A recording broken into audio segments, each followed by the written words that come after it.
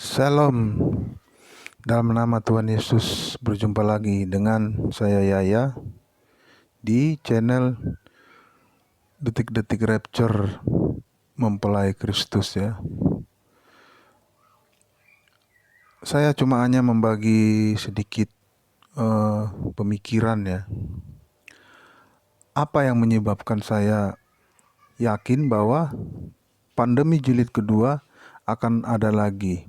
Seperti yang kita ketahui, pandemi jilid 1 sudah terjadi ya 2020 ya, dengan hiruk pikuknya ya. Dengan hiruk pikuknya, dengan PSBB ya, pembatasan skala besar-besaran ya. Dan juga banyak penutupan toko-toko, makanan dan seterusnya. Sudah kita lalui ya, puji Tuhan ya. Tapi apa yang menyebabkan saya berpikir bahwa pandemi jilid kedua akan terjadi, bahkan akan lebih parah ya daripada yang pertama. Satu, ada dua hal ya yang menyebabkan saya yakin bahwa pandemi jilid kedua itu akan terjadi, yaitu tahun lalu atau 1 tahun atau 2 tahun yang lalu ya, lebih tepatnya tahun lalu ya, 2023, karena undang-undang tersebut adalah tahun 2023, yakni Undang-Undang Omnibus Law ya, Undang-Undang Omnibus Law tahun 2023 ya, Undang-Undang tentang Kesehatan. Pada pasal 446 bisa kita lihat ya, setiap orang yang tidak mematuhi pelaksanaan upaya penanggulangan KLB atau kejadian luar biasa dan wabah, atau dengan sengaja menghalang-halangi pelaksanaan upaya penanggulangan KLB dan wabah sebagaimana dimaksud dalam pasal 400, dipidana dengan pidana denda paling banyak 500 juta ya. Di pasal 400 bisa kita baca kira-kira seperti ini ya, pasal 400. Setiap orang dilarang menghalang-halangi penanggulangan pelaksanaan KLB.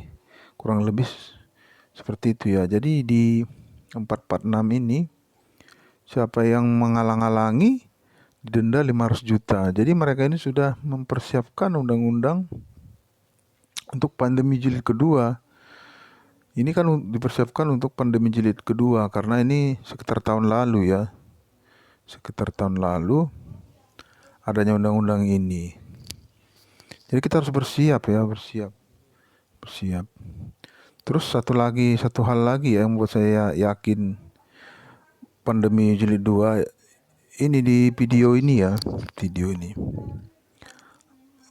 Nah, bisa kita lihat sini ya.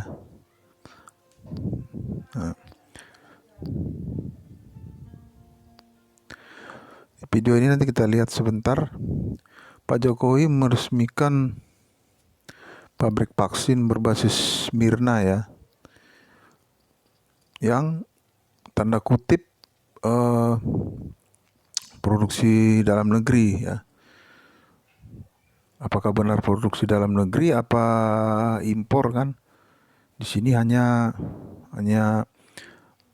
merakitnya aja di sini kan, hanya masukkan ke dalam botolnya mungkin kan. Saya yakin seperti itu, tapi dalam informasi ini bahwa ini memang vaksin dalam negeri menurut mereka ya, menurut mereka.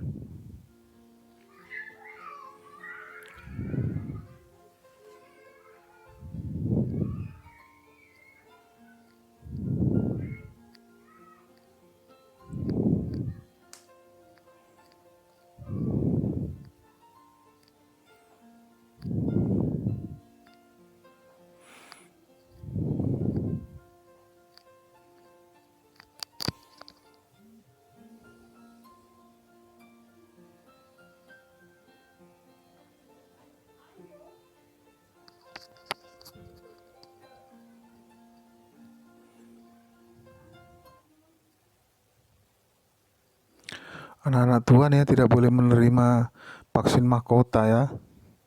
Jangan diterima ya, karena itu sudah dilarang di Alkitab ya. Dalam Wahyu 13, 16, 18 sudah dilarang ya. Ciri-cirinya sudah disebutkan, tidak bisa jual dan beli Wahyu 13, 16 dan 18.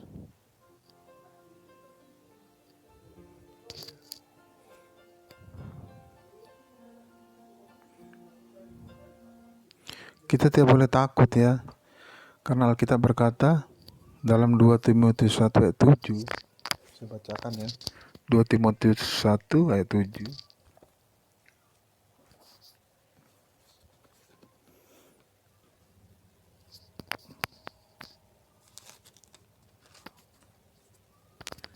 Di ayat 7-nya, sebab Allah memberikan kepada kita bukan roh ketakutan, melainkan roh yang membangkitkan kekuatan kasih dan ketertiban. 2 Timotius 1 ayat 7. Sebab Allah memberikan kepada kita bukan roh ketakutan, melainkan roh yang membangkitkan kekuatan kasih dan ketertiban. Jadi kita tidak boleh takut dan jangan terima ya vaksin mahkota ya, tolak ya. Karena Alkitab sudah berkata, kalau Alkitab bilang tolak, kita harus menolak. Ya, sedemikian aja dulu ya informasi ya. Nanti kalau ada informasi-informasi berikut akan saya sharing-sharingkan. Di dalam nama Tuhan Yesus, Tuhan melindungi kita. Amin.